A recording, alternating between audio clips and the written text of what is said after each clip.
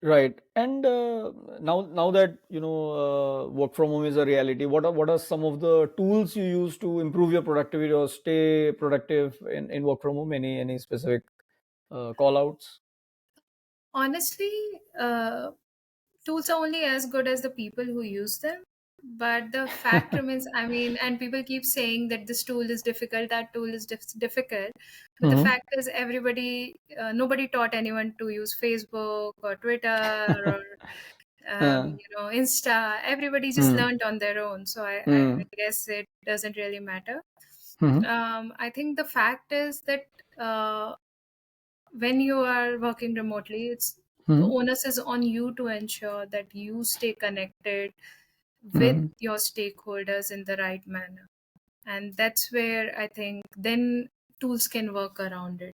So, I mean, something as rudimentary as a phone to a Zoom to a mm, Slack, everything works well. mm. And there are lots and lots of channels that have opened up and systems that have Mhm. opened up. Okay. A lot of infrastructure has been built by almost every organization Mhm. around it, so it's Mhm. it's much simpler to do it now. So I mean, Sure. I I honestly think that tools do play a part, but they are not Mhm. the critical denominator in this. Okay. Of course, you Okay. need your right Wi-Fi connection, etc., etc. But those are Now basic. that has become basic. Yeah, yeah. Right, right. So, and I mean, in performing your job, maybe I'll just step back a little bit and maybe just understand a little bit more about the specific division of HR that you work with, which is compensation management. What is it about? Why should an aspiring HR professional consider this and deep dive, into this field? In the end, it has two key things, right? It has the Hmm. money and it has the. So I think if both of these are Hmm. interesting to explore. The Hmm. reason that I think one would want to explore is one because Hmm. it's honestly a recent area. I mean, it's been around, but not enough as a science and art. It's quite Okay. it's not been there that long and still Hmm. developing, and there's lots to do in it. So Okay. which is still remains unexplored, and that's why it's still Hmm. fascinating for me more than any other area. I mean, Hmm. if you look at recent situation, macroeconomic trends and Hmm. productivity, and Hmm. in terms of the layoffs, etc., Hmm. those questions come into play. That Hmm. did we hire right people? Did we hire right structures? Did we create Hmm. right incentives? Hmm. Have we been looking at employee cost in the right manner? Hmm. Um, uh, is uh, is mass layoff the only strategy to bring about savings on employee cost? Hmm. Are there other measures? So all that thinking still has to happen in this area. I think Hmm. it's a very good role to be at the cusp of HR as well as business, because Hmm. ultimately this is driven by bottom line in the Hmm. end. So it's good, it's a great way to look at it. Hmm. the other thing Mhm. is Yeah, please go ahead. the other thing, I think that's the big picture in my mind. Hmm. Ultimately, employees come to work to get rewarded, and that includes both cash, non-cash, tangible, intangible rewards, where Okay. this role plays a critical part. And ultimately, a business is looking for return on investment on talent. Hmm. There too, you play a critical part. So it's an interesting assignment. Hmm. So I think that's where it gets very, very interesting, that you're running like a business and you're close to business. The other bit is in terms of governance, etc. In reporting and governance, there's a strong role that Hmm. needs to play in ensuring right Hmm. processes, right structures, right reporting, right Hmm. compliances, while staying flexible and ensuring that needs are met. So it's a very interesting Hmm. challenge to have. So what does I mean? I've obviously been a professional all my career before starting Asanify. So I've always wondered what goes into the thinking for a company when they look at next year's either bonus payout, this year's bonus payouts, or next year's increment. So what are some of the factors? What how does the process go about in a large organization in terms of increment? How do you determine So across the organization how that happens? So I think irrespective of the way that we adopt it, Hmm. There are 3-4 fundamentals that will always work. One, am Okay. I competitive with the market? Hmm. Now, I don't need to be competitive across the board for each and every role. There are some key roles Okay. where I want to be more competitive, so or I need Hmm. to be competitive at. So there is a baseline where at which I want to be, and then there is where I need to be competitive. So that typically Hmm. will come from benchmarking, etc. The second Hmm. is my ability to afford. Obviously, if I'm a smaller company, I'll not pay at the level that Google pays. And Hmm. conversely, if for example I'm like a Tata Group, Hmm. then my brand alone will ensure that I can discount certain roles. People will stay, Hmm. and come and join me for the brand, Hmm. and not just for pay. Whereas for a smaller Hmm. company, reward in terms of cash becomes Hmm. a little more critical as Hmm.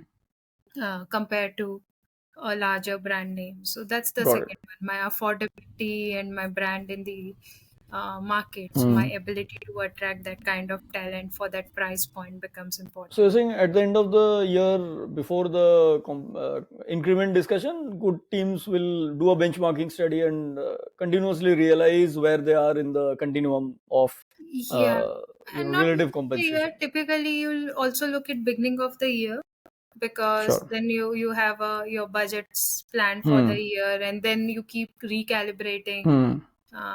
forecasting, are you going the right way, Hmm. how, and now it changes Hmm. quite fast. Initial years, once end of half year you would do, now you need to relook at it monthly, because Hmm. it's just crazy how things change now. So that's the era we live Hmm. in, but it suddenly comes down to competitiveness, Hmm. affordability, um, primarily competitiveness, affordability, and how well I've Hmm. performed as a company. So there is an Hmm. internal part of it as well, that your Hmm. incentives, etc. I mean, if as a company, fundamentally as a company, I'm doing exceptionally Hmm. well, then I should share a pie of Hmm. a pie with my employees, Of right? So course. that's how Understood. it would happen. Right. And how do you determine how much increment to give? Is that within the organization? I mean, how do you, so you determine this is my increased budget for next year, but how do you allocate it across your team? Are you a fan of the bell curve, or are there any other innovations in that I mean, internal competitive benchmarking I think it's going to be a bit of an unpopular opinion, but we honestly are yet to find a better way as compared to the than a both bell curve? yet. Okay. So when we Hmm. do, and people will talk about various ways, but there's always a shadow bell curve. I mean, you may make it Hmm. nicer, you may say Ah. that it's just this, that, but ultimately, Hmm. we are competitive beings. We are competing all our Hmm. lives for GPAs and for tournaments and Hmm. for scholarships, and Hmm. we like to win something. Sure. So So some benchmarking should always be there. The main yeah. question about bell curve or such shapes is that how a company's performance normally is, or is that So, how? so will I be absolutely adamant that 5% has to be like bottom, Yeah, five that is the percent? question. So for a good company, how do I know what my performance distribution is in my company? That is the question. Yeah. So I think we have to have broader guardrails. Mm-hmm. Increasingly, I'm thinking that maybe it should not just be at company level, and Mm-hmm. possibly because most companies have different businesses at different life stages. So Mm-hmm. one way of looking at them may not work. So you have to be a little more Mm-hmm. flexible. I think there has to be a range within which you operate, and a lot of it has to leave it to the manager. Now it is Mm-hmm. not always possible because you do not have the right systems. You will Mm-hmm. need automation and right supports, because managers are not going to do the research that comp head is going to do, right? So Right. you have to enable those managers to make those right decisions. Mm-hmm. Ultimately it comes down to how much you want to spend. So how much, so I think you should just control it with that, and then work around it. So if as a manager feels that, look, my team, it in a bad year, I mean, there was this person who stood out and I want to do Mm-hmm. exceptional, then within the Mm-hmm. guardrails, if you're satisfied, then yes, the manager should Mm-hmm. have a discretion. Similarly, you say in a good year everybody is benefited, and therefore I don't want to have a much sharper differentiation, Hmm. then that's fine. So I mean, I Understood. would not want to go very, very specific that this is Hmm. exactly the curve Right. that has to fit. But I definitely wouldn't want to make it that every performance evaluation is team based and they're just Hmm. check-ins and everybody is saying nice things. That's not how organizations work. Stock markets are Right. brutal. Investors, the expectations are brutal. Hmm. Consumer expectations are brutal. So Hmm. you cannot get all. Hmm. I mean, obviously, you don't need to go to extremes, but you Hmm. can't be just about talking nice as well Right. and using Right. So I nice mean, words. So I mean, one is the external factors, and another is the internal factor from a compensation structuring and even feedback mechanism standpoint. While of course external pressure is growing more and more, and no investor wants to just sit on their cash or whatever they've cash they've given and be happy with whatever growth the company gives. Of course, the demand will be there. The other question is also internal, that what is the, because at the end of the day you are of course rewarding for past performance, but the other motivation is also to incentivize better performance in the future. So the question is, doing what will lead to that? Of course, giving everyone everything obviously will lead to Yeah, that, it's but not possible. given the constraints, how do you then justify keeping everyone to the best possible tuning so that everyone feels within the constraints of the company incentivized to perform more and better for the company? So that is, See, I think, another consideration. I think there's no one size fit Of course not. Yeah. answer. What is important is to take all your internal people along on the Hmm. journey, especially as a small Right. organization, Hmm. and co-create that. Be open. So Hmm. do small pilots. Tell them this is how we are going Hmm. to go. Uh, Show them some small examples, etc., Hmm. for them to digest. uh, Right. take um, take the subjectivity out a bit Hmm. and involve them in the process of it, and then if people are satisfied on principle and Hmm. process, then that's Right. what will work for your company, even Got if it. the outcome is not exactly what people Hmm. wanted. It will be one which is acceptable. Understood. So Understood. that's where but that messaging has to be throughout. It should not Yeah. be like So at the keep end everyone engaged in the process. And yeah, how will? Yeah. Yeah. Go ahead. and co-create. so Co-creation. so so Hmm. ensure, and it has to be a little more flexible as well, because Hmm. if company is not performing, then for me to, as Hmm. an individual, to expect same level of performance pay doesn't seem right. Hmm. And I've worked with an organization that went through a very, very difficult time despite Hmm. being one of the more successful ones for very long Hmm. periods, right? So I mean, those understanding that I'll not get that kind of, even if I'm Hmm. rated at that level, I'll not make that kind of money, Hmm. because ultimately if organization is not performing, an individual Hmm. performing does not Hmm. translate into an outcome. Hmm. Right. Right. Understood.